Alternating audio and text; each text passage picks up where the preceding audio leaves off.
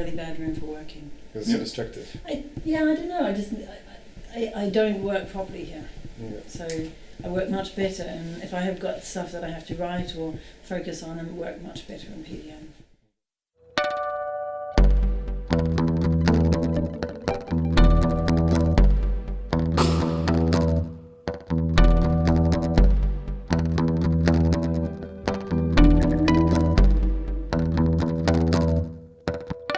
We went through some scenarios for the set, and there were like 5 different types of like research point of views.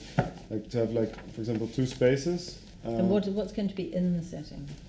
We now brought all our individual projects and materials, and we curated ourselves among the idea of enrichment, but we don't know your vision on it. So the first thing is that we want to gather our projects together in a space. So we create 3 different settings and invite you to enter the setting and talk about it and hear your vision on our projects. And then we take the next step, I think. Yeah. If you are starting already to make a mood or a tone with somebody, it's different than when it's practical, and then you can react afterwards. So we want to, the knowledge we get already, try to implement in the next set. So we're not, because we have pre-assumptions, so we had ideas, but now after this morning, the introduction, we were thinking maybe it's already interesting what we talk about, what we learn, that we try to so work with. Why don't you set up one set now then?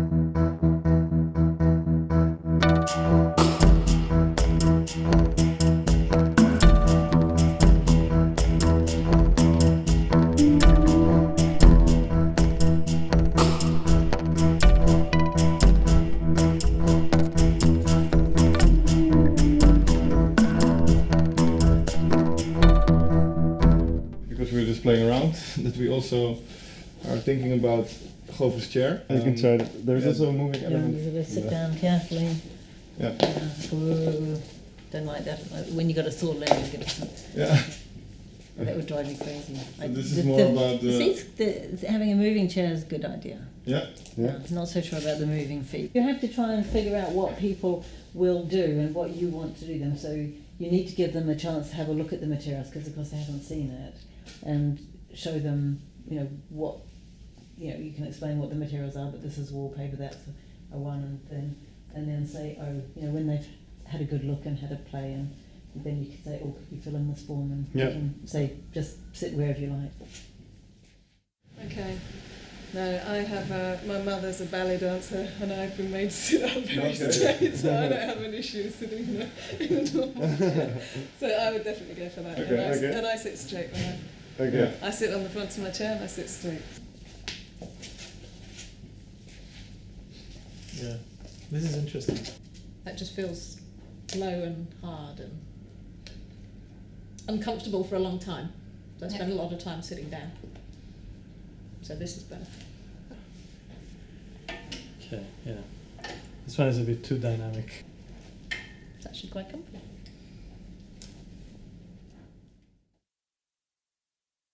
Imagine this is a room divider in your workspace. Okay. We are researching what properties it should have depending on what you are doing in the space.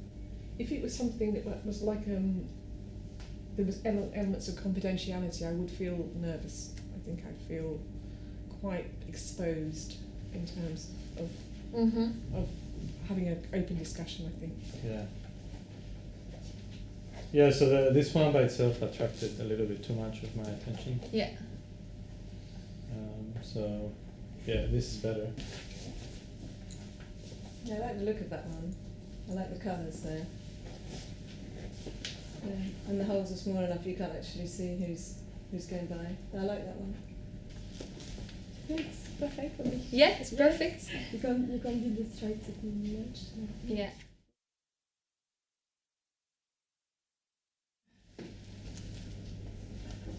I think this is a social interaction thing.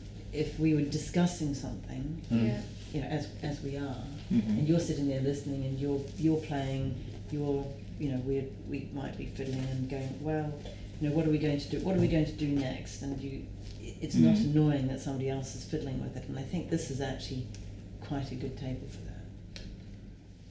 Yeah, I mean, I guess it's interesting. I don't know how practical it would be, and that would be my only concern.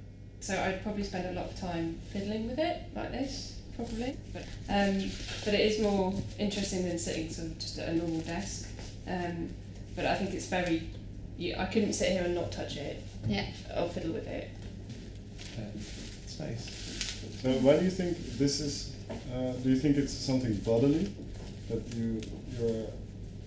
your hands are being stimulated, or? Your hands and your eyes. And there's a bit of sound to it too. So it, when there's an awkward pause in a conversation, it gets less awkward if there's something else to do. People are distracted a little bit, and it kind of calms things down a little bit. It takes the focus away from just the talk. Mm-hmm. If I was talking with people, I know they would be playing with it, and I would find that very irritating. I think I would be staring at them and being like, "Oh, stop touching it." Yeah. Also, when you have a coffee or an informal moment. No, yeah, any time. Okay. Yeah, just when people are fiddling with stuff, I end up just watching them fiddling with something, and then I can't focus on anything else. I will be the person annoying you touching it. Yeah. And playing with it. I'm really worried about how you clean it. I would be really. Oh yeah. You'd end up with crumbs. But even just like putting your cup on it, you're like. Yeah.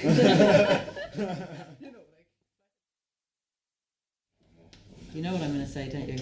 I hate this. I hate the idea that your work surface moves. Mm-hmm. However, it's just distracting and it would just drive me crazy. Can you try to write?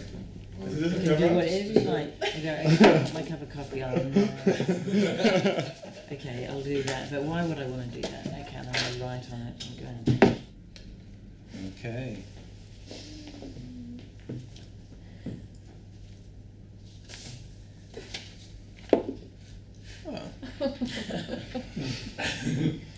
Seems to work fine. So yeah. That's okay. Then you come and you put your coffee down though.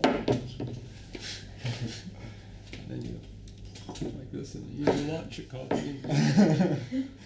You can have fun like that. Yeah, I think that's kind of nice, just balance. So then for the coffee break, And you can, it's kind of nice to it has the aspect of something that, you might want a table like this that you can adjust, but you kind of want it so you adjust it there and then it stays there. So it needs a fixed point. Well, it needs a certain stiffness, so you got all this adjustability, but you can also like set it into position.